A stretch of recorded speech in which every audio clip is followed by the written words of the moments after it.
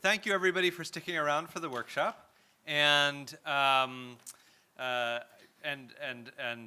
want to thank publicly the Wabash Center for Teaching and Learning in Theology and Religion. This year in the CRSRI, we were experimenting with a new initiative. We thought that we talk a lot about our scholarship in the field of religion, and we thought it would be appropriate to think a little bit about our teaching in the field as well. And so Wabash has partnered with us to sponsor this workshop. So thank you to Wabash. Those of you who don't know about Wabash programs, we actually have a bunch of brochures here. You should know about Wabash programs, particularly if you're starting your career, those of you who are graduate students or new faculty. I'm just delighted to welcome, as our coordinator for this workshop, Sufia Udin. Sufia is known, I think, to many of us. She has often been a presenter at the Conference for the Study of the Religions of India, but now we've brought her in here in this other role. Sufia, if you don't know Sufia, her research interests focus on the constructions of the Bengali Muslim religious community from the colonial to the contemporary period. Her work examines the many Bengali expressions of Islam. Her research also covers shared sacred space and religious elements common to both Bengali Hindus and Muslims. Sufia's book, Constructing Bangladesh, Religion, Ethnicity, and Language in an Islamic Nation, was published by the University of North Carolina Press in 2006. And her later work relates to marginalized communities of Muslims and Hindus who share recognition and veneration of Bon Bibi, the Lady of the Forest in the Sundarbans. And I know that this has actually already impacted her teaching as well. So we thought that given this particular conference, which is often focused on material religion as well as textual religion, we thought it would be particularly appropriate to think about how we use material religion in the introductory classroom. So that's what we'll be working with for the next couple hours. Please join me in welcoming Sufia Udin. Thank you. Thank you, Reed, for the... Thank you, everyone. Thank you for having me. I've really enjoyed an opportunity to think over these issues some more and have an opportunity to get new ideas from my colleagues who are working on the same kinds of challenges. So today, some of the goals I have for the workshop is first to surface some basic difficulties we have in teaching material religious life and what are the pitfalls. We also would like to discuss and share ways in which we can improve those exercises we do with students by focusing on material culture. How do we prepare our students, okay? So to start, I'd love for us to just go around, everyone, say your name, and that would be great. Just real loud for everyone else. Should we pass the mic around? We'll start here at this table. Take the mic and...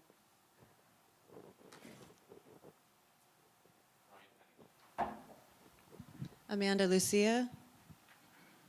Koya Adehoeket. Manasvin Rajgopalan. Ronnie Bopla. Nancy Martin. Elaine Fisher. Thank you. Let me pass it to this table here. Vasanta Naika. Pratap Kumar.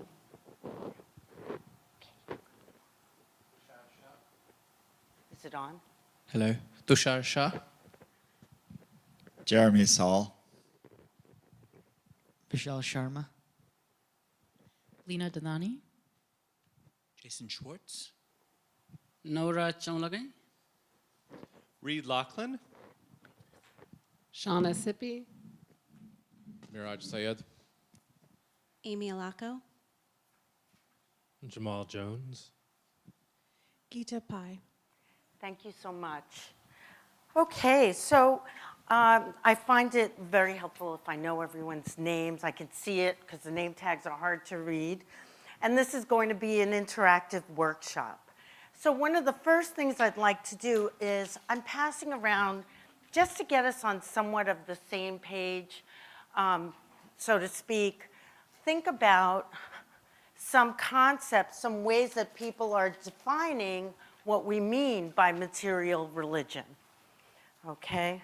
So I just put a couple on here. Give you a moment to read that. And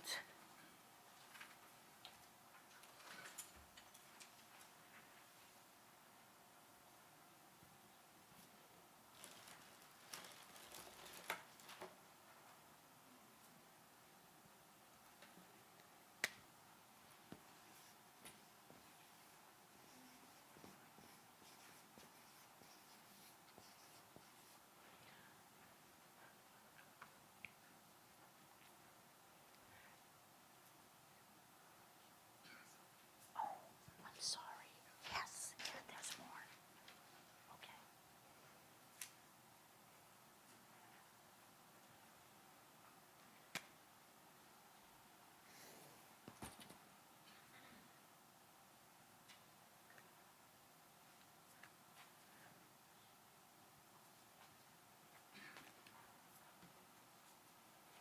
Okay, so I wanted to start by maybe just opening up the discussion to what are some of the challenges when we teach in any course in religious studies.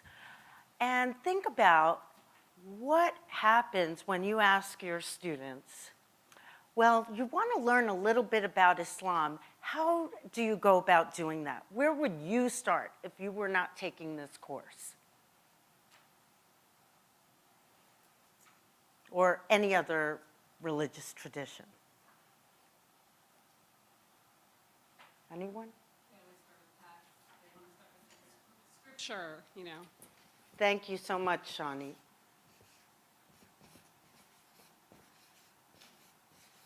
Scripture. Okay, let's read the text. So, yes? If you want to speak, if you could, we want to use the microphone. If you want to speak, could you just put up your hand? And if you don't have a microphone handy, I'll lend one to you. Okay.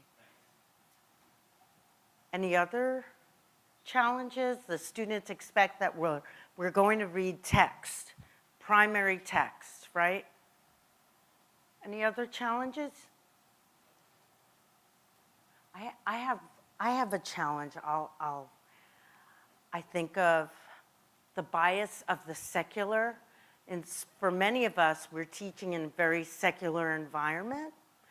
And so seeing when religion happens to them is where? In the church, right? Oh, you want to see religion happening? Let's go to a site. Let's visit the temple, right? So they think that religion, what? Thank you. That religion only happens in these particular places, right? Do you have any other challenges in your courses? Ronnie? I teach elementary school, just as a preface. But what comes to mind is the senses, the 5 senses that we teach in kindergarten, how that plays out in your academic environments, like what the students might expect. The senses, how are they, the perception, I guess. Mm-hmm. Wow, thank you for bringing up the whole question of perception. Yeah, Yes. that was just going to add to that. My own personal experience is what my students come into the classroom thinking about. This is how it works in my church, my space, my family. Okay, great. So students come in with their own personal experience, right? Well, this is how we do it. Okay, talking about the medium of instruction, medium. And you can underscore that with media also. Medium, media, the various modes. Oh, so you mean the challenges in trying to use the various modes, or, okay, the medias of teaching? Anything else? Is this Jason? going to be on the test?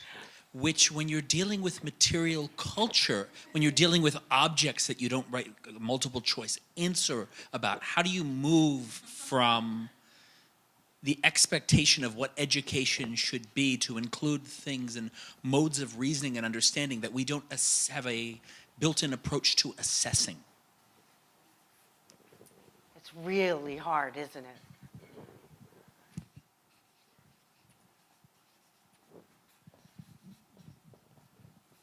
Yeah, Jeremy? Yeah, on the subject of material culture, so I teach almost all non-native speakers of English. So for me, what constitutes material culture is pedagogically a way of simply making the content more comprehensible, as opposed to language, English being my native language. So video clips and pictures. So Okay. as an experiential adjunct to the content.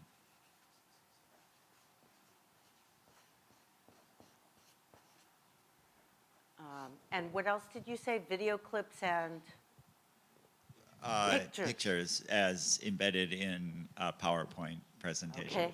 Yeah. Great. Anyone else?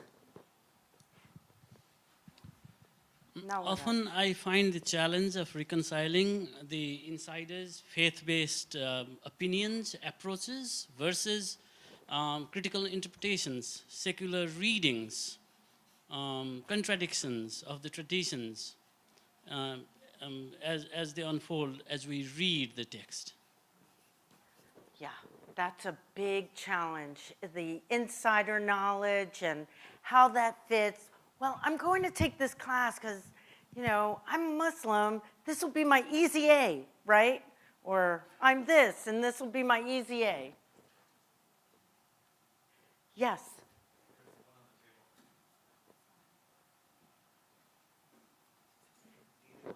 Divergent opinions. For example, if a student believes a certain thing and you're trying to present them with an alternative reading of a text, sometimes it's very hard to communicate across that sort of gap that exists between you and someone else's own reading, which they will defend to the death. Okay. Yes. And let me just, before we move to the next person, let me put these up so you can see them.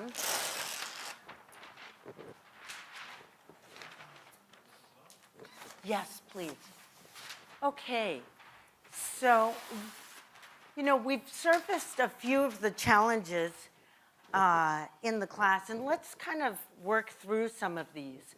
So students will come in, and imagine that. They'll come in and they'll say, let's start with the text, right? So one of the things I do, I say, that's so interesting. So if I want to learn, for instance, most of my students have a very secular relationship to their Christianity or non-religious household, they say. I say, interesting. So if I read the Bible, then I'll know all about what you do, how your life is, how you live as a Christian. And then the questions arise. Well, not exactly. Okay, so I think this is a really interesting dilemma because it says then we have to look at other things, right? Yes. Comprehension stroke understanding. Sorry, it's very important for people, children, anyone to understand or comprehend before any solution can be obtained. Okay, yeah, and so without that comprehension, sometimes we lose students in the classroom if we just go by the text, the way the students want to go by the text, or there's an assumption that that's how you go about learning about another religious tradition. Going that route leads us to a few other areas, which I am sure you all are. This one's not working. Let's try this one. Can you see this all right? Or should I'll use black. Right? Orientalism, is it too dark? Is it too light? I have. Yeah. Orientalism, right? So what do we have students doing then? What are they doing?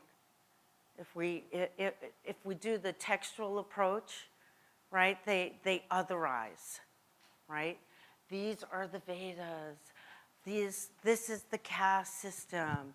Let's all Hindus believe this. This is Hinduism. Some of you surfaced these issues earlier today. Orientalism, so they continue to other these traditions.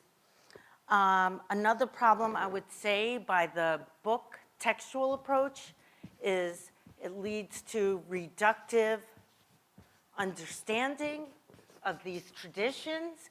Oh, this is it. I know all about Hinduism now because I've read the Vedas and the Bhagavad Gita, right? I'm good. I'm set. I know all about, Buddhism. So therefore, when I go to China, it's going to be a real easy thing, right?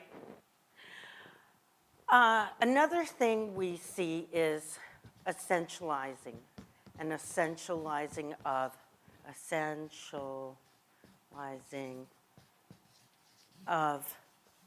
the tradition. Okay?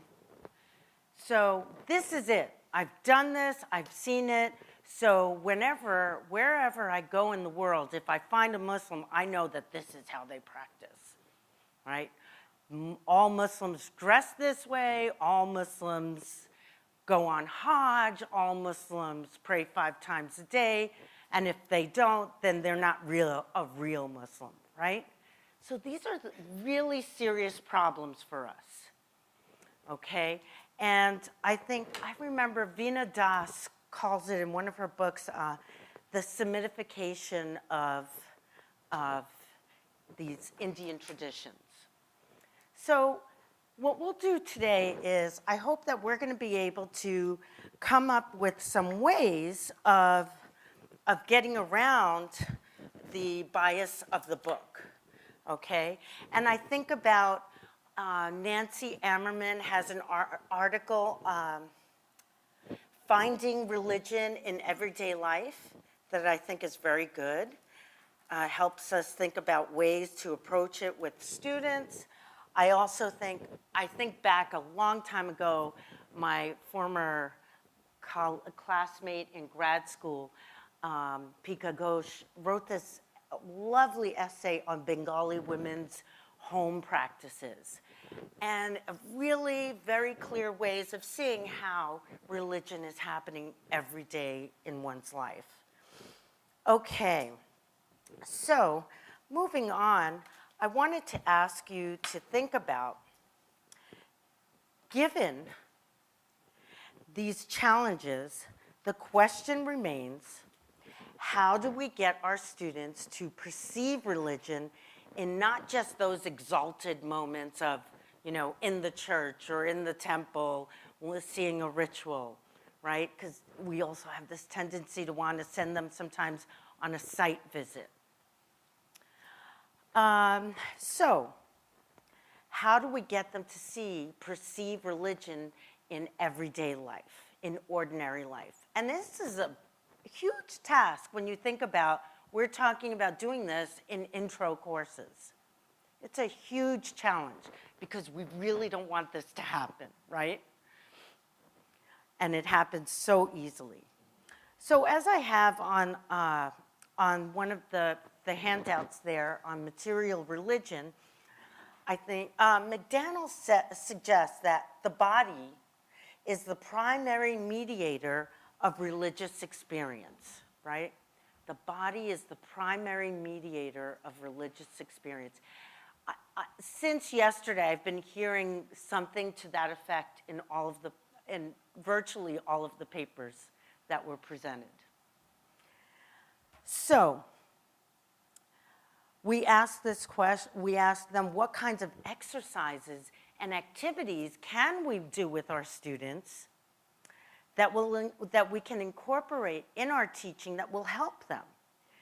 So today we'll focus just on the introductory level courses, and we'll focus on low stakes and middle stakes activities and exercises.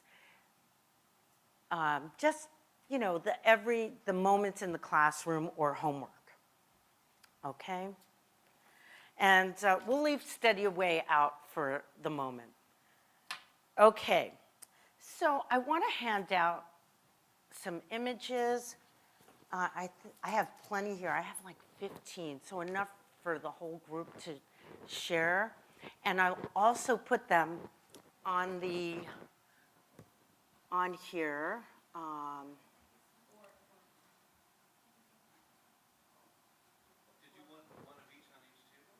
Oh, no, you can put, there are 15, so several on each. Okay.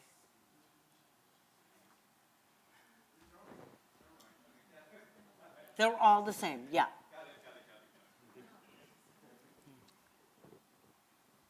Okay. There it is. Phew.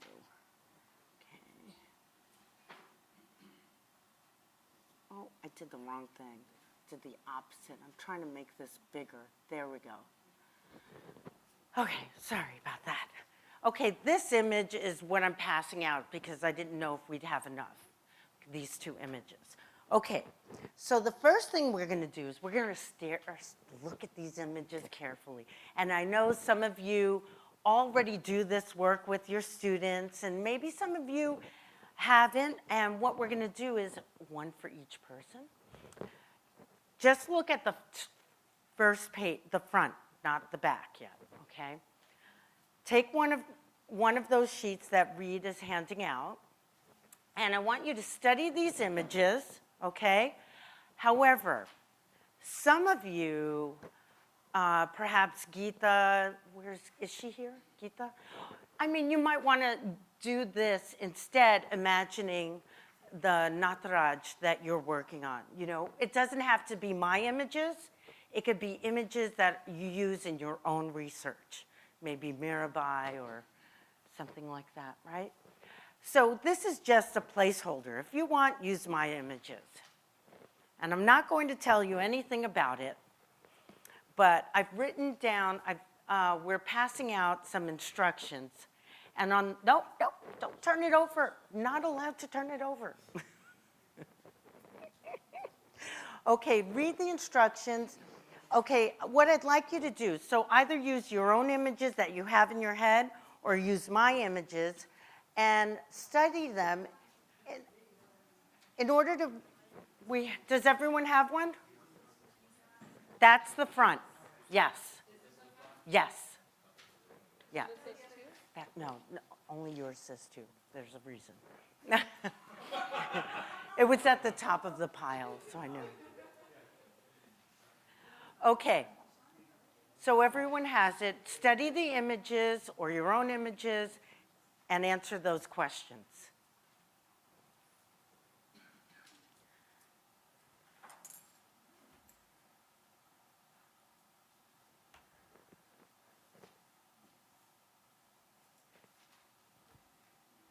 We're going to take about 7-8 minutes to do this, and then I have another activity.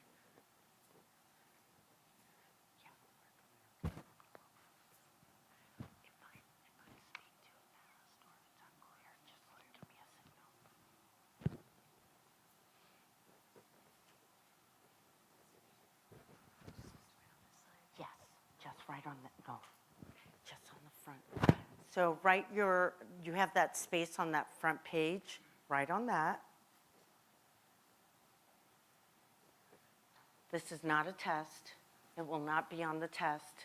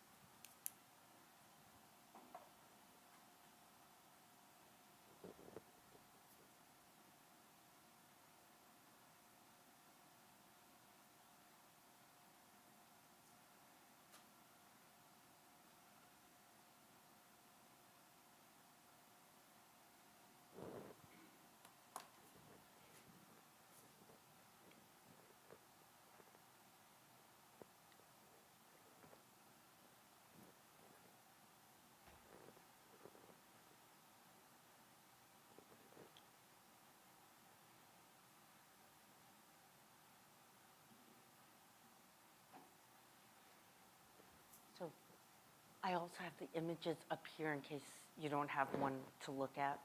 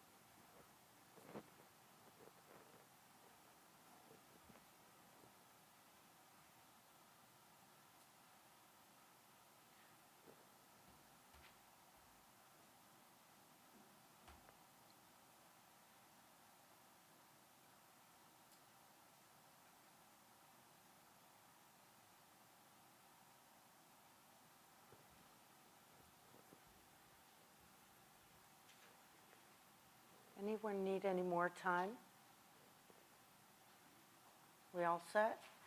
Okay, so the second half of this exercise, what I'd like you to do is find a partner and explain, partner A explains to partner B what they wrote down, their ideas, and partner B explains to partner A what they also wrote down. Then, after you've done that, I want you to turn over the sheet and you'll see there are more questions there. I want you to be able to answer those questions about the other person's exercise, what they said they might do with this. Okay? All right, that's it. Find someone to wear an odd number here, but you could do like 3 of you and, figure it out.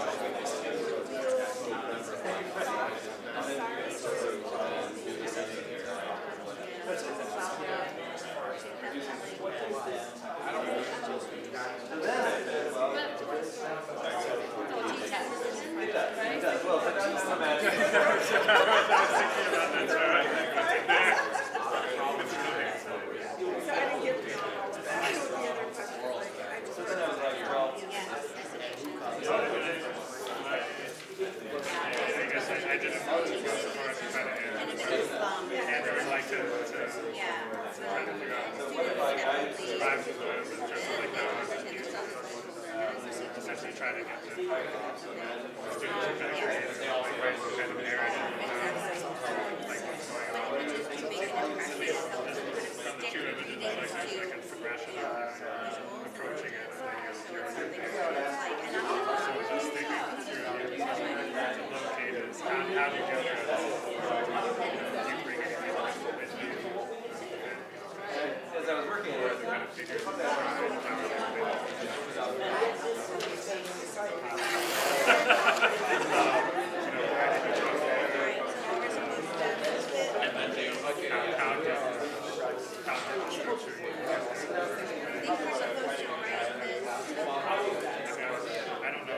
I don't recognize any of the figures here, so I wouldn't know the reading to give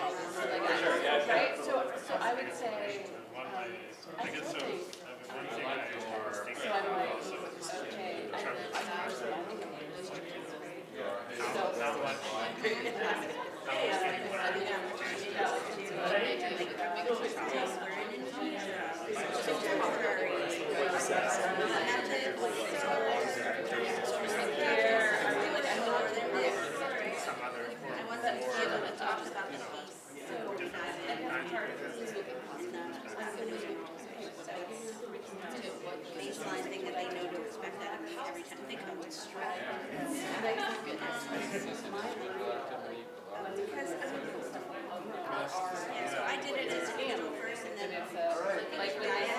You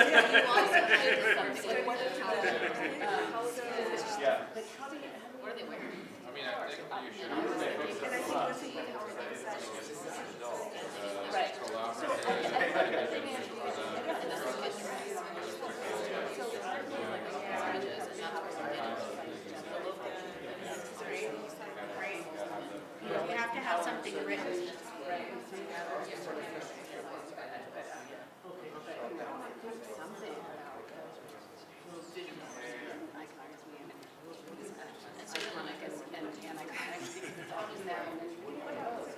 Are there images?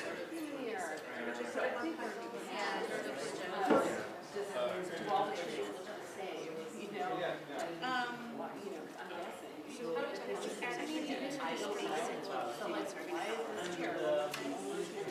but I don't know.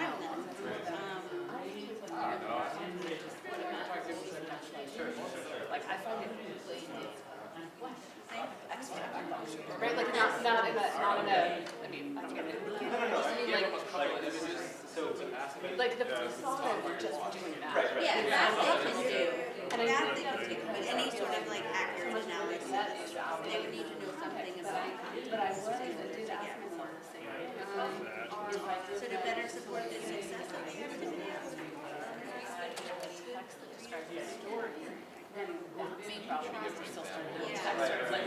give examples for our model.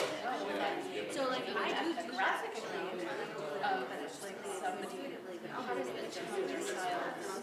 When I look at children, I ask, right? I feel not better. What's that woman in the back there? That's how you learn subject and story. Or that's how So the idea is that the primary source of work. Right. And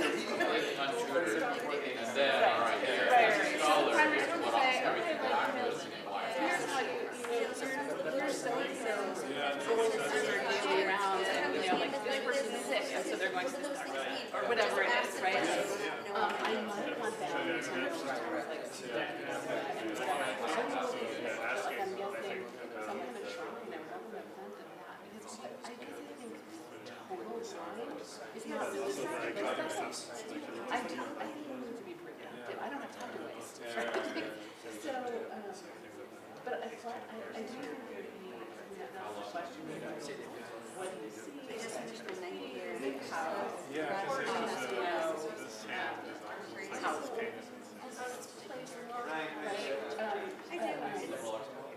it is.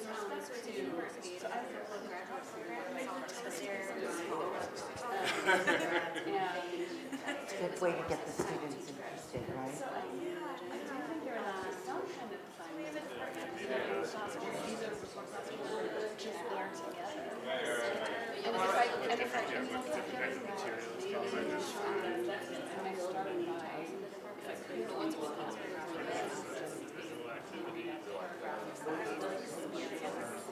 But I would try to, like, yeah, at least if I'm trying to make it. With this part of it, you can take a break. We're going to do a break and then come back and talk about it. So if you want to take off now for 5 minutes. You know what I mean? Right, and yeah, because we'll come back together in 10 minutes. Like, and I think that is,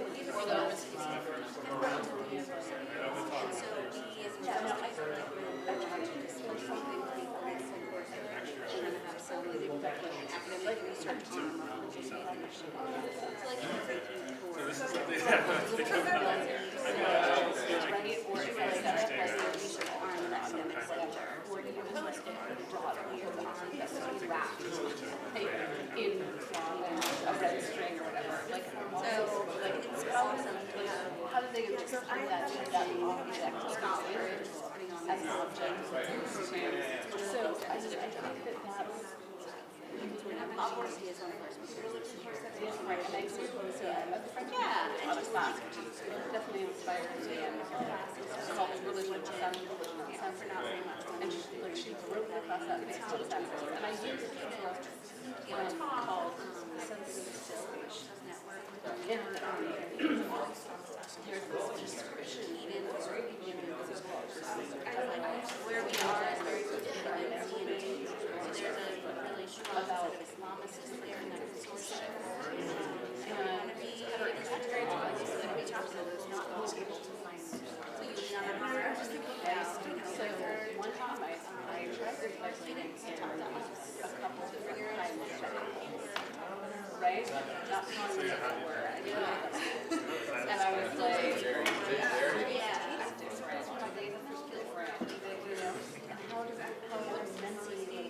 So it's like thinking about what is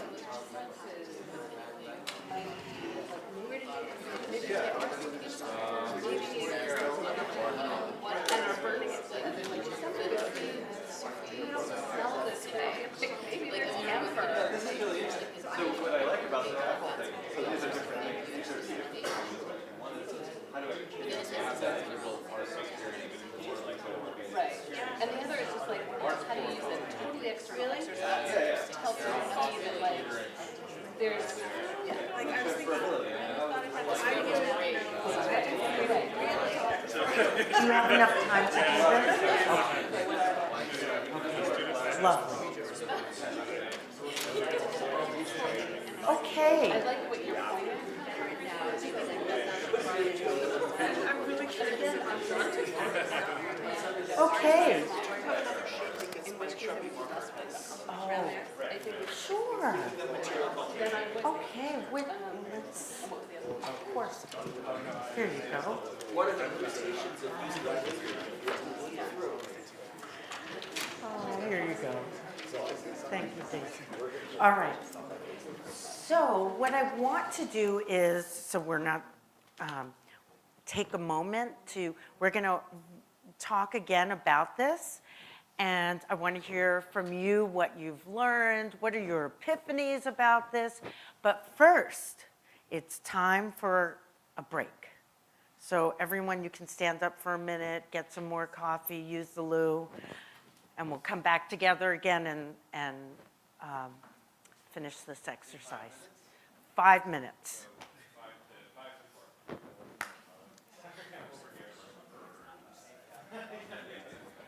Thank you, timekeeper. Oh dear, timekeeper. Okay, yeah.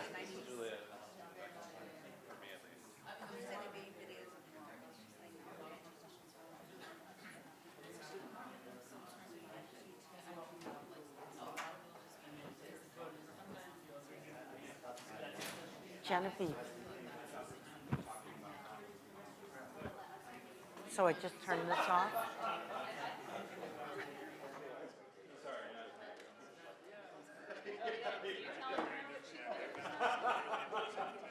Are you one of those?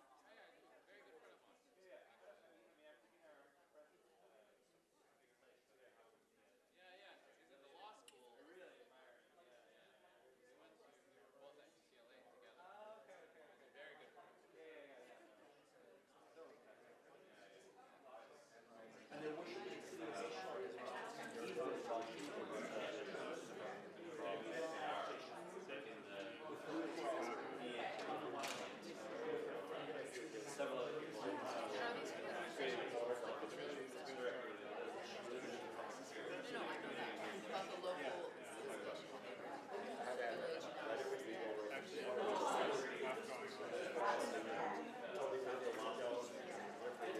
at Toronto.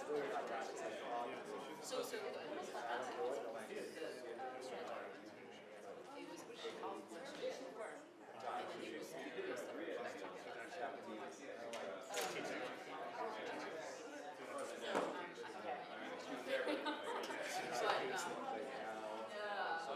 Community engaged, does that mean engaging community, non-students?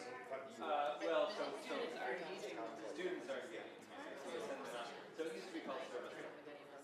And we tend not to call it that so much anymore. It applies to there's so much more community. The expectation. Here we are. Demonstrating where we are. I wasn't Just trying to create something. No, you're generating. Yeah, that makes sense. Yeah, and it's supposed to be about, you know, responsible officials, but if it's going to err on one side, it should.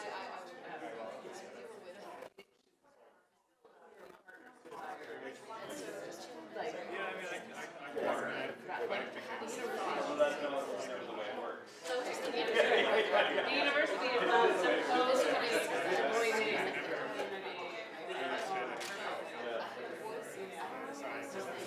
So for example, one thing, so one thing so outside of her, I do a lot of Where are you? I Central College, but my community engagement project that you're joining,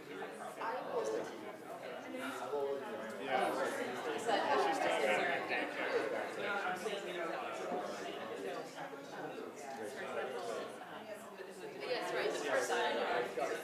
But what I find interesting about this is that I was doing work on rational. The students were learning about, rational dispersion, trying to get that air, and it was just second and the students were trying to figure out new rules for buses. What else? Like, I mean, it's kind of like they were reading measured emissions of buses, and where children could or could not stand and sit in line. And so the students did this like very air quality and while things were being made. And that then they told us, no, and so I created a plan that would minimize harm with respect to emissions. Also figuring out how, if the bus was idle, they should turn off their engines. Sometimes they should. And I'm not that had or about environmental impact. It's a metaphor. But it's like that's the science that project I would read. I knew again a lot of it. And so this that has a bunch of zeros that like the numbers back on students going out and I'm sorry, but I don't have to do it. But in some cases, for example, the buses and the doors and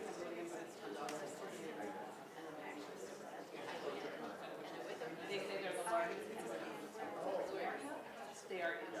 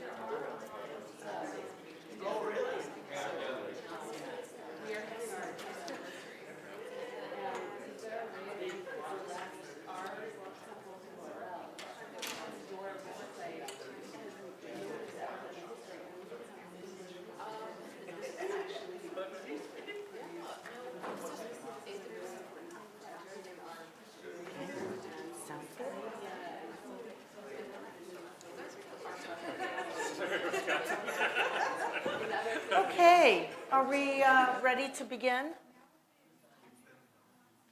Let's reconvene. Thank you. Okay. So I thought we could start by hearing about what you came up with, what kinds of ideas you had. Share with us so we can use them. Anyone? Okay. Yeah. I'll just start by saying that on this question of how you scaffold or prepare students, it was very interesting to me that I'm very much a textualist, right? So this is stretching for me. That there were we both had different ideas, and some of them were the same. Like so. Are there some resources from anthropology that we could use to frame this? Or I had this idea of using some resources from human geography. But then Shauna had these ideas of lighting camphor. So is it okay to share that? Yeah. So did I get that right? Yeah, it would just be like, yeah, I was just trying to think about, I mean, I can't imagine handing images like this. So I should say, I can't imagine no context handing images to students, right?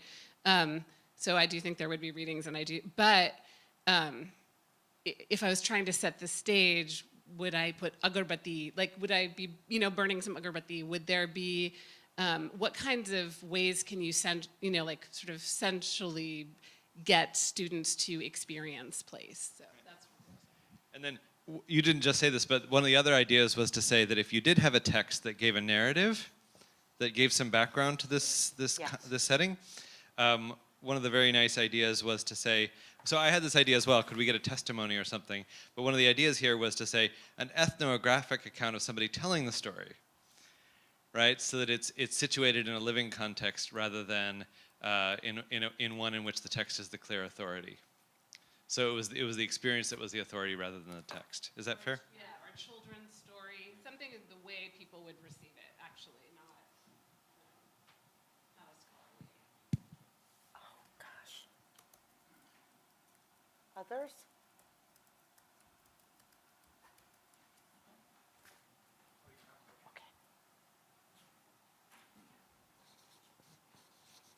This is an ekphrastic exercise where we're going from image to text for me. And I began with the first image because there's a clear line of horizon, which is typically done in landscape observation. The line of horizon is clear because we have that distinct line where we know there's a background and a foreground. So using visible thinking principles, one is, what do you see? Number two is, what do you think? And number three is, what do you wonder? Number one is just a simple identification of what you see in the background and the foreground and anything else that is observed. Just a simple identification. What do you think would be identification with your own background? For example, I think of a time when my mother took me to India, and I remember this dry place that we were sitting at. So it's a frame of reference. What do you think? Or this reminds me of a place, in XYZ. And then the third is, what do you wonder? And that's where the student will pose their own questions. I wonder if the photographer accidentally took this picture. I wonder if that person is really alone, if there are other people. So it's, for me, it's ekphrastic, taking just meaning directly from what I see only, and then moving forward after that. Great. Thank you. Others? Jason? I was interested in a couple things, some of them very simple. I would think I would start by asking, what sort of a connection do you see between the two pictures? Did you see that the second picture is a detail or a zoom in on the first picture? And when did that happen? When did you have the experience of seeing that connection? What was that experience like for you? And what does this tell us about the difference between an insider or an outsider perspective on a space, a ritual, an experience, not as just sort of a power relation, but as a pure sensory experience of having phenomenological access to different types of knowledge? I obviously wouldn't put it that way, depending on the audience. And the other part of that would be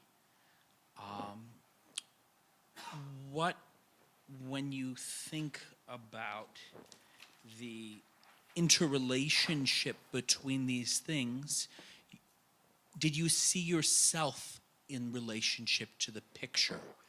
How did your impression, particularly of the first picture versus the second picture, does the second picture feel more like an intimate experience to you? Did you connect with one picture over the other? And sort of as a pedagogical point, I would, depending on the type of class, it was the beginning of a class, I would say that, well, as somebody who, this is probably your first introduction to religion class, you're kind of like this guy who's, staring off into the distance, face outside of the frame of the picture, and for whom this reality is just simply not present. Part of what we're trying to do here is have an experience of different ways of how do you read the interconnect, very basic, skill of, seeing how are things connected. How do you have a fluency in the ability not just to read texts, but to work with this as a mode of knowledge? I was thinking of a network of a particular taxonomy, perhaps.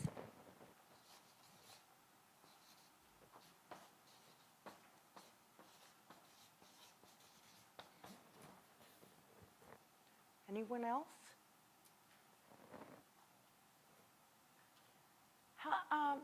If I might, Geeta, if you're okay with it, I would love to hear how you might use some of the images in your class. Seeing your presentation yesterday.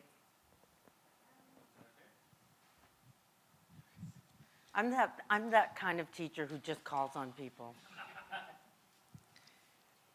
I actually, Jamal and I actually just sort of were trying to figure out what the image was.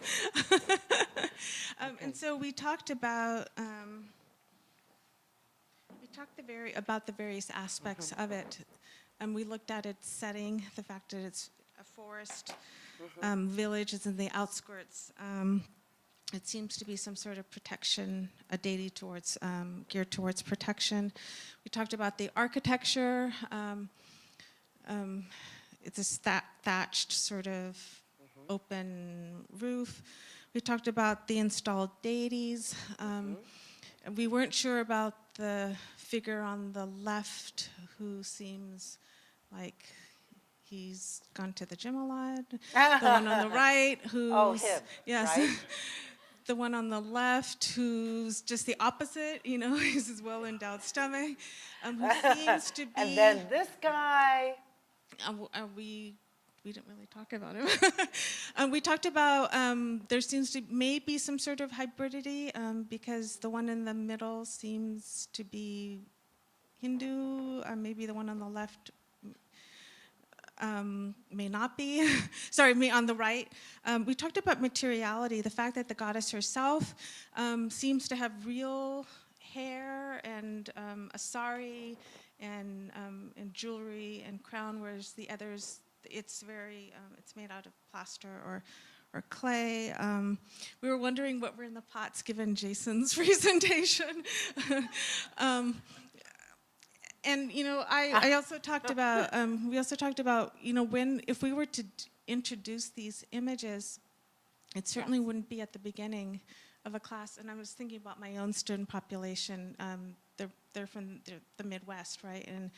And they've had very, very little exposure. I'm talking about introductory classes, right? Very little exposure to India in general, let alone such things. So what do you do? So do we teach just the normative traditions? Do we go for do we go for Vedic deities, or in that case? Yeah, and so we were also talking about, in order to, before getting to this, right, we would have to not only introduce India, but talk about what is Hinduism in general, and it's mainly the sort of grammatical sort of traditions. Before we talk about what's outside, what's in the periphery, right? What are these village deities, and what do they function, you know? And it's not these large temples that they're probably used to seeing or thinking about, but it's really that it comes in all sorts of forms, right? And this also helps move away. I think you're making me think about, it helps us move away from just those exalted moments or the bigger festivals, and to some things that are much more localized. Now we have another question? Yes. Comment? I think one of the basic critical questions is, what are these images, and are they related or totally unrelated? You know, that's what students want to know, really, basically. It's basically they look at these images, you're showing them these images, and they want to know what the hell is going on. Are they related? You know, who is who there, and so on. Now, you can separate them and say one is a Muslim, one is a Hindu, and then there is some, you know, Hanuman-looking somebody, whatever. Right. But you could also relate them, because in Bangladesh, the village goddess has a Muslim as a guardian deity, her, you know, protector. So you could then resurrect that myth and start with that myth and tell a story. So these are all very interesting ways of approaching it. And I would suggest that none of these are wrong, right or wrong. We might want to try to put in some context with some readings. And I find that when I'm teaching, oftentimes I'm trying to go against the normative, universal expectations. If I'm teaching about Islam, students think we're going to go to the Quran and we'll start with the Prophet Muhammad. He was born in, he died in, and all of that. And I want to move away from it because the ideal is not the reality. Talking about those main components, the 5 pillars, does not reflect the only reality of the ways in which Islam is expressed by people around the world. So I gave you these 2 images because this is something I work on, and I know some of you are curious about what it is, so I guess I should tell you. I work on the figure of Bon Bibi, Lady of the Forest, right? And as you see, a number of you knew. You know that language, right? So we've got a taxonomy here. This is in South Asia. It's on the Indian side, the Bangladeshi side, and she has the fear not mudra, right? And the man here with the beard, that's her brother, Shah Jalal. She's said to come from Mecca. So there's this whole array, and it's very localized experience. I won't go into the story. But what I thought is, it's interesting that you pointed out the horizon, right? Because this is not in the village. This is at the entrance of the forest. She is a forest deity. So it's a wonderful opportunity to bring in all of these different elements. And one of the things I am working on is I am building a website that I'm going to be using to help my students understand the context and have multiple points of entry to the importance of Bon Bibi in this context. That, yes, Hindus venerate her, Muslims venerate her. And they're not, just because they both do that doesn't mean they're violating any of their religious traditions. And so what I'm doing is I'm building a website that will allow students to understand from a scientific side what's going on in the Sundarbans, to historical information that they can access it from, and they can see the poaching of tigers, but they could also look at it from the sense of social hierarchies in the Sundarbans, okay?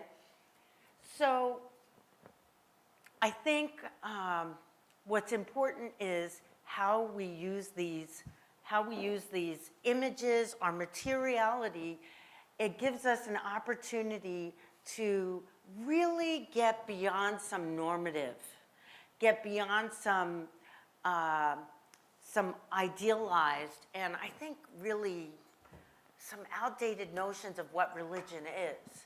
Because perhaps there is more to it, and what we need to do is our students we're not training them, it seems to me, based on what you're saying, that we're not just training them in critical thinking, like all of our college campuses and the missions and our assessment stuff says we're teaching critical thinking, but I think we're also doing critical perception.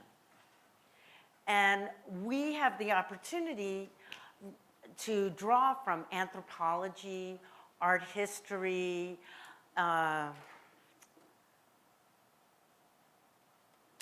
various human geography, that was the other one that was mentioned, from these different disciplines to teach our students, if we keep this in mind, it's about critical perception. Because you mentioned sensory, sensual elements, using the senses, igniting that. We're trying to get our students to see that there's a way to know that is beyond just thinking. Because religious life is felt life, right? It's what you feel, it's what you embody. So what I want to do now is I want to hear any other comments on this. I don't want to preach.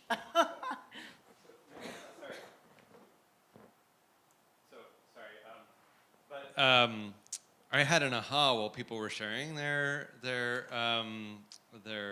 presentations, in particular, Gita, when you said, well, because of Jason's presentation, we were very interested in what happens in the pot. Mm-hmm. And I was thinking, because we talked a lot about, and this came up in a couple of places, where did this happen in the class? Like, do they already have a lot of background? Or, Jason, you seem to treat it as like the first day of class, so this becomes a metaphor for the study of religion, right? I've lost your name, I'm sorry. Ronnie. Ronnie, thank you. Ronnie, you actually literally treated it as learning to see. Like, how do you see? Yes. And so what was very interesting to me was that all of these were saying, you know, who are we and who are our students? How do we see based on what's happened before, right? And so, you know, we just heard this presentation on this cup, and so on the pot, and so we're like, what's in the pot? But in a way, the like other pot. All of these other backgrounds are like, in a way, training. We're trying to teach students how to see. Mm-hmm. So if they have an image, so anyway, sorry, it was just an aha that I had. No, that's very helpful. So when we first talked about the challenges in the classroom, the one thing that came to mind was this technology-ridden world where students are on their phones and they sort of are, their minds, their vision of things are truncated to the phone, to the laptops.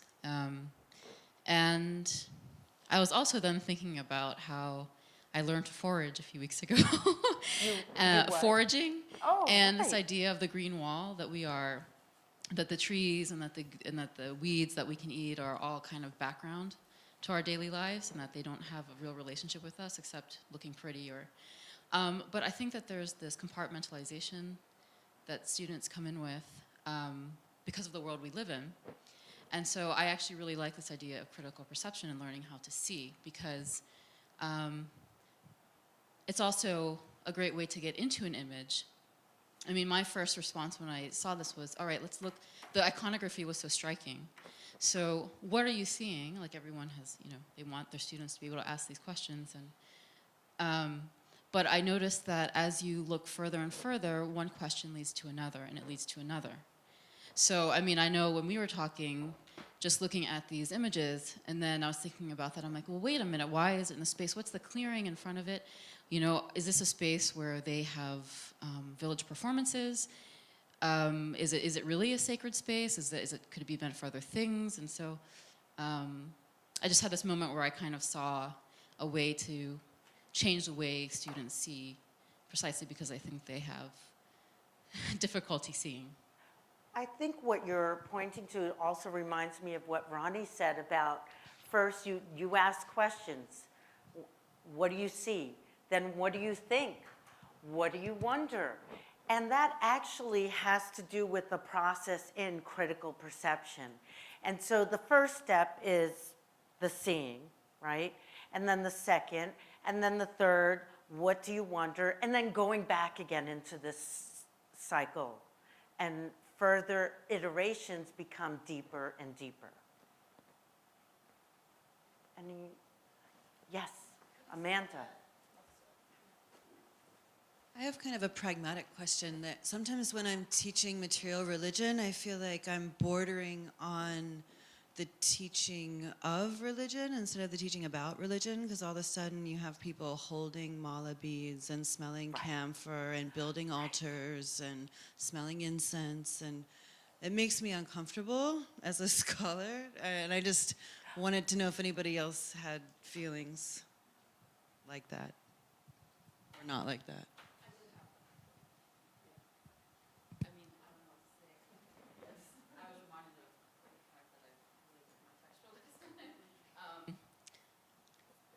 I guess it's also my, I trained as a docent for a while at the Sackler Gallery, and it was a training program based on teaching artifacts to communities.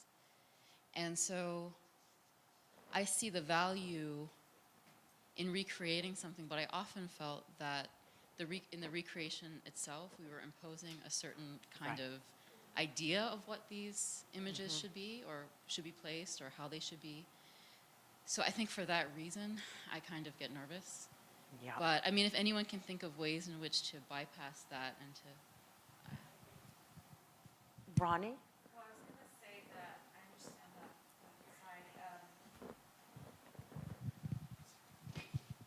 side. This relates to the engagement factor where we have the cell phones and the computers. And it's engagement, I think, using those artifacts, I think, is a segue to engagement. It doesn't necessarily, I mean, if made clear that it is not directly related to, you're not trying to mimic a circumstance or a time period, you're just engaging them for their interest, for the sake of moving to the next step where they are going to be receptive to your teaching, I think. That's my viewpoint on that.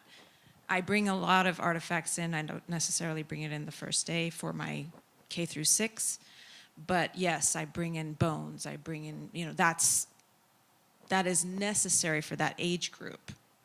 So I'm wondering if that could be helpful to your students.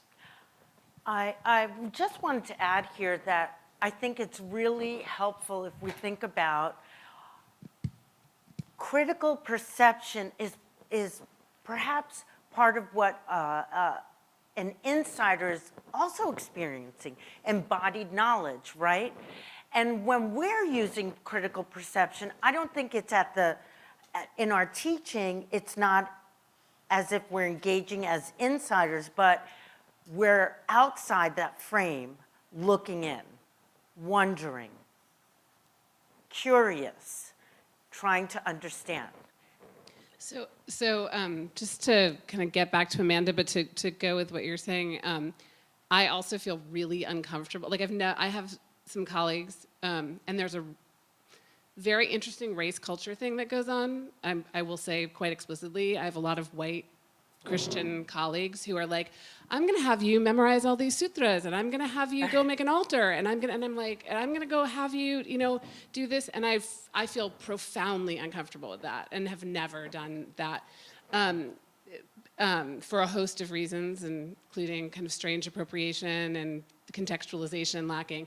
But I do think, so that's why I use sensory things without, actually out of context. So I might have them smell agarbatti, right? And then I talk about how if you walk into a sacred space, it would be that way. But it wouldn't be with an altar there, right?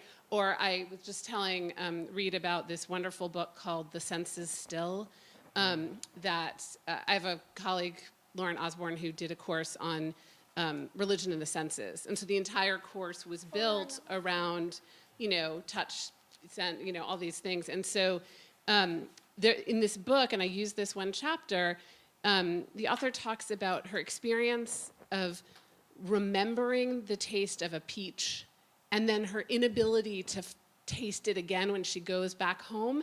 And so it's about memory and diaspora, and it's about this taste of a peach. And so I've done an exercise where I brought in a whole bunch of different kinds of apples that were peeled and have them taste them and try to have them see okay, can you get back to that? And so I had them taste them, all these apples, first one apple, and then I gave them a whole bunch, but had removed that one kind of like a Granny Smith or whatever it was.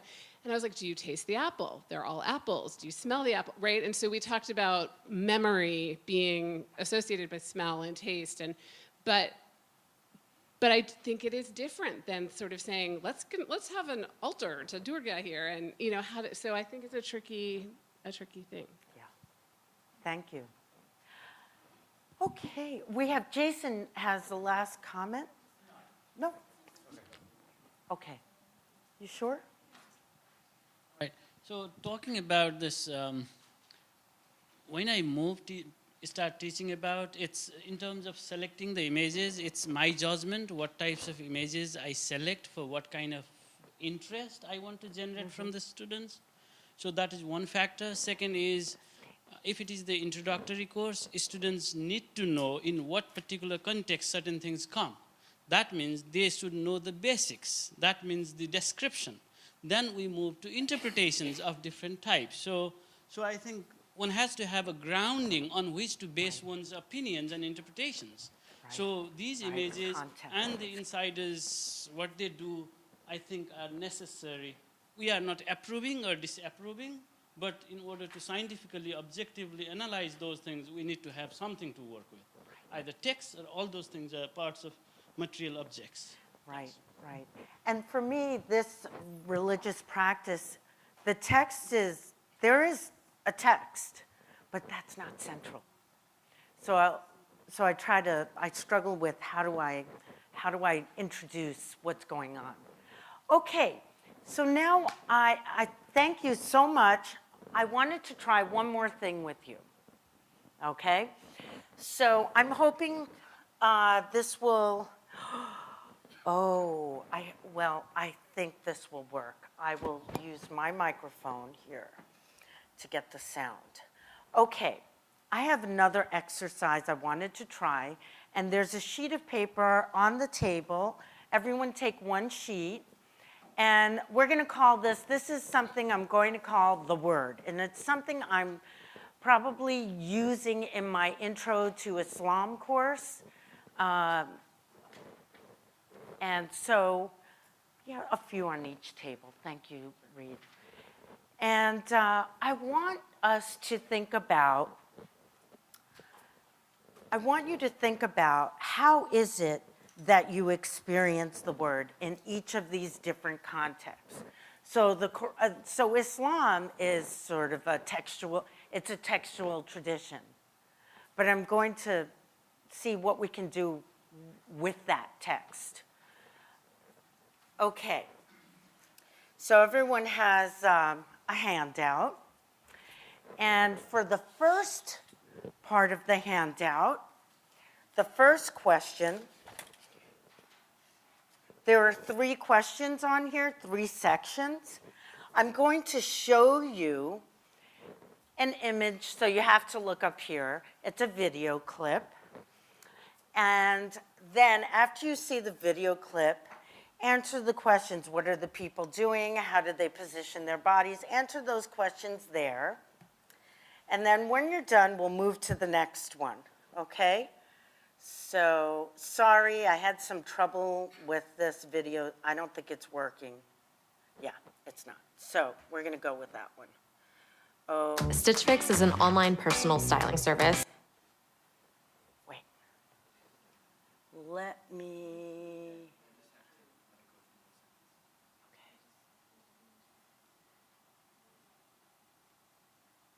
There's no sound intentionally, okay? Here we go. This is what I want you to look at.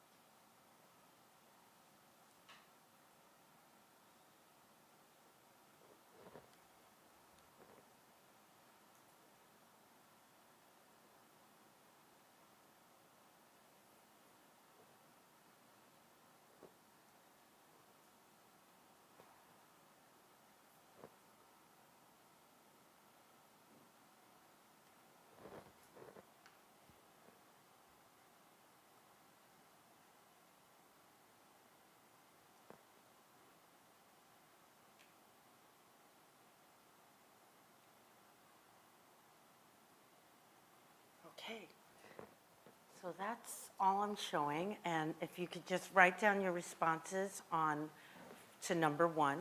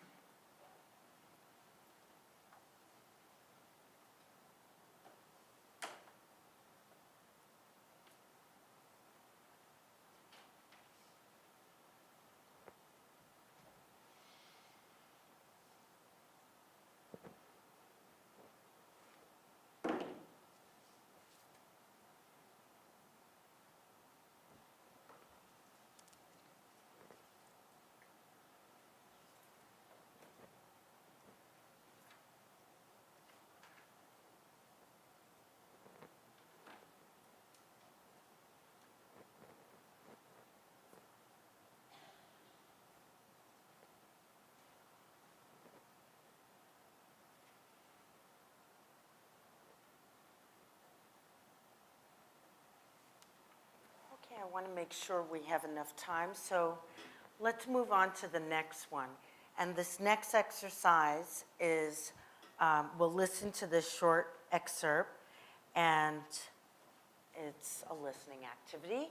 And I'd like you to answer the questions under number 2, okay? Is everyone ready? No objections? Here we go. بسم الله الرحمن الرحيم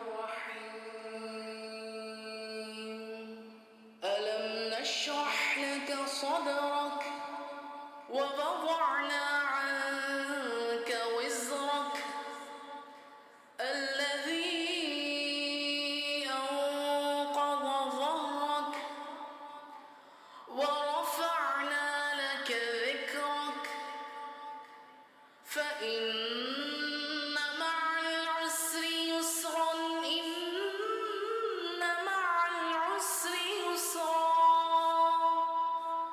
فإذا فرغت فانصب وإلى ربك فارغب. So if you can answer the questions to number 2.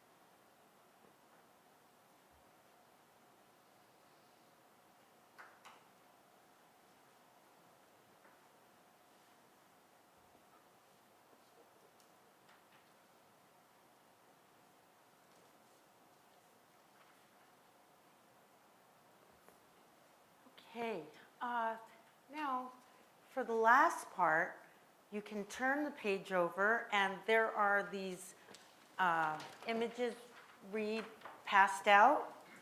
And you have this image, and then you have another image on the back.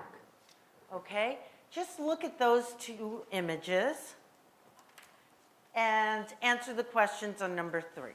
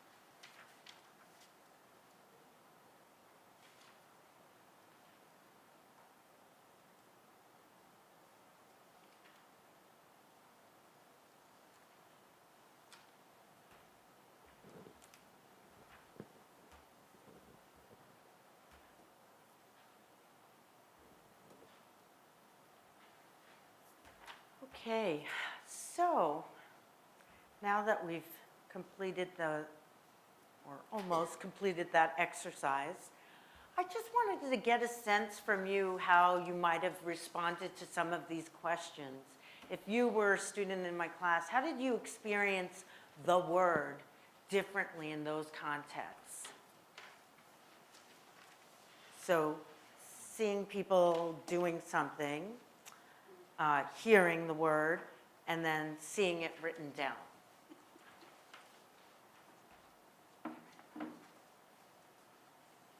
Anyone? Yeah, Nancy, do you have a microphone there? Thank you. We're making sure Reed gets his exercise in today. One of the things that struck me that I think would be great for students is the final one, the visual image, because it really emphasizes the beauty of the word. And it brought to mind to me the poem of Rabia, going through the streets with the fire, the torch and the bucket of water to put out the fires of hell and burn down paradise so that nobody would go to God out of fear of hell or desire for heaven, but only out of the love of beauty. And it brings that to life. Wonderful.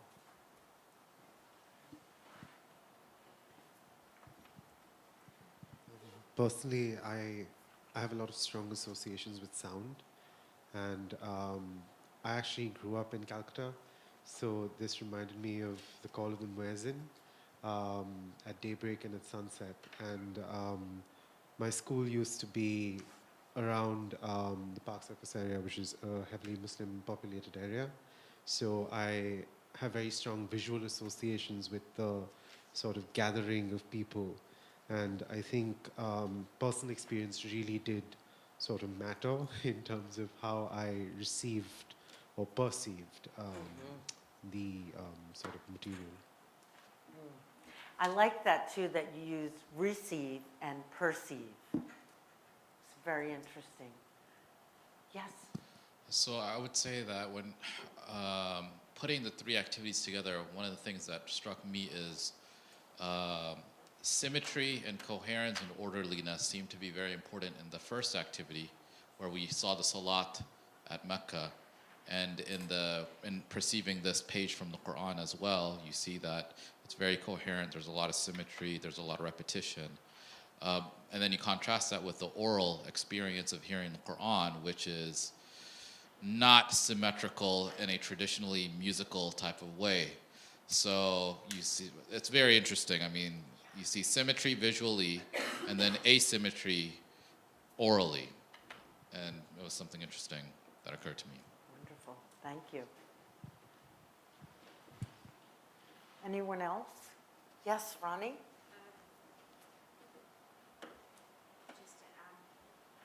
Just to add to that, the primary colors are well exhibited here. So primary colors cannot be created by mixing any other colors.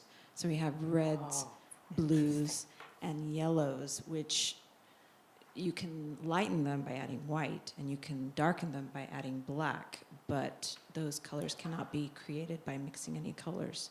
But we do see some green, which is red and blue, and on the flip side, I did see some purple, which is red and blue. So primary colors stood out to me.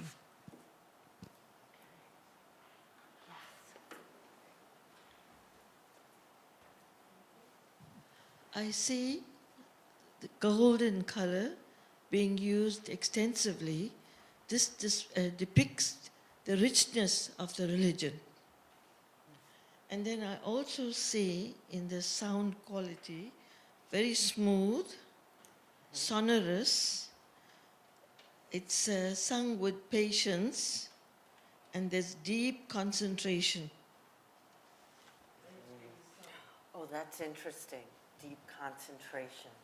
Wonderful.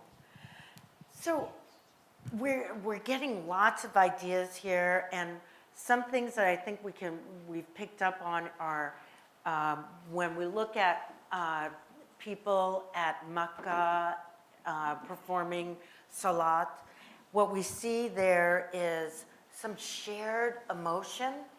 So communal activity and a shared emotion, and when you read about people's responses to the experience of going on a pilgrimage, they often talk about that experience of being, greater than oneself, a sense of community. I also think we've also picked up on the presence of God in the sense of the reciter, or the position of the reciter, the shared emotion again in hearing, even if we don't understand what we hear.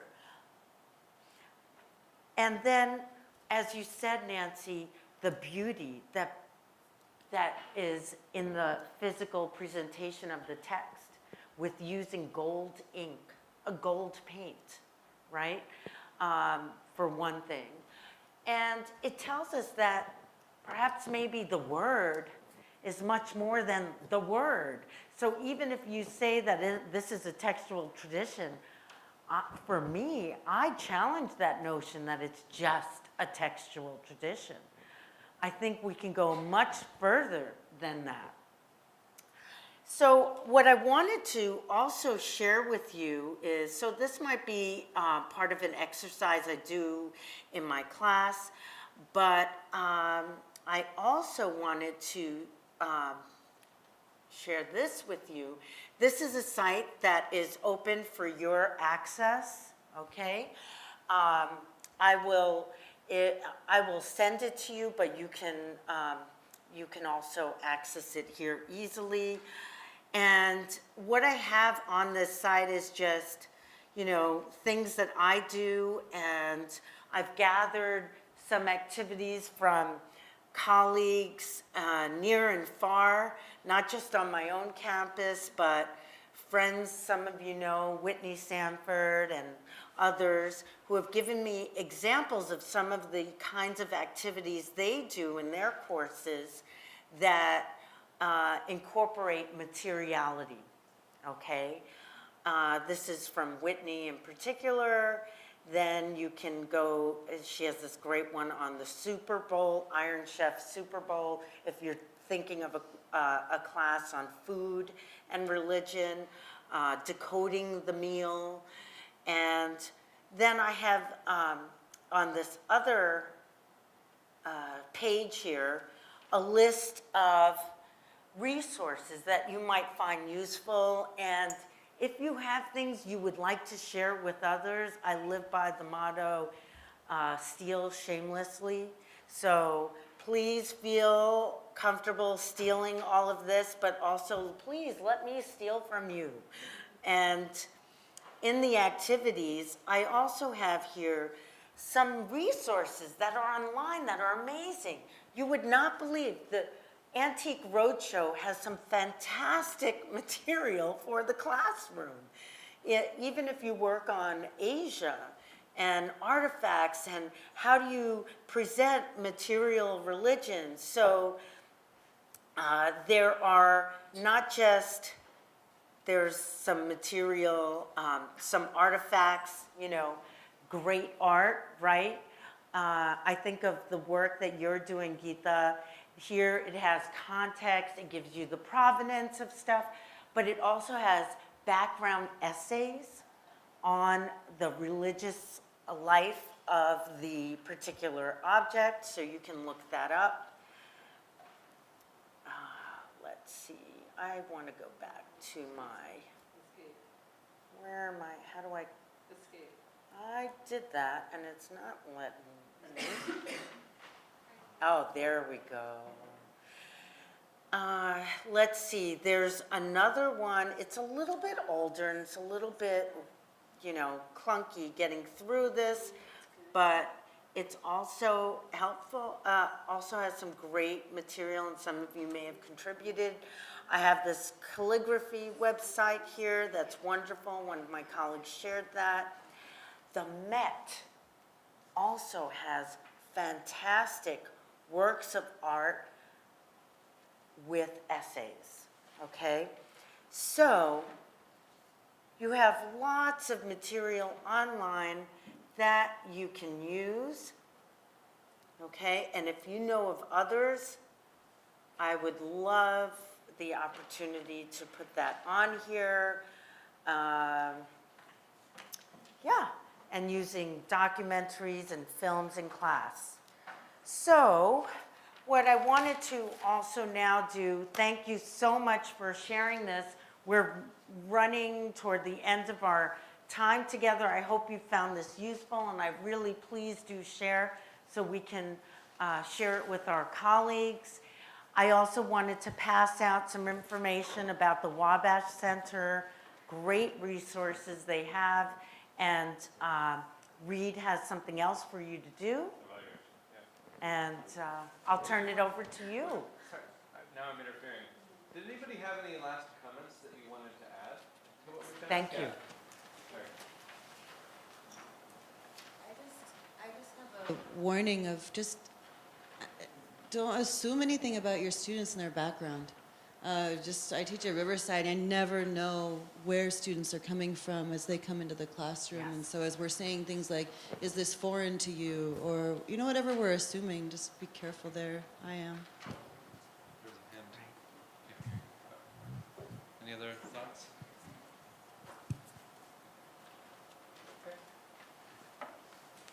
Thank you.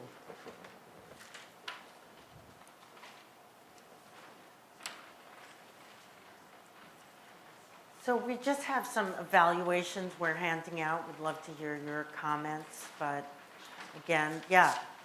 I think we don't know. It's amazing how much our students do know, or we don't know what they know. Never assume. Just throw it out there and see what they come up with.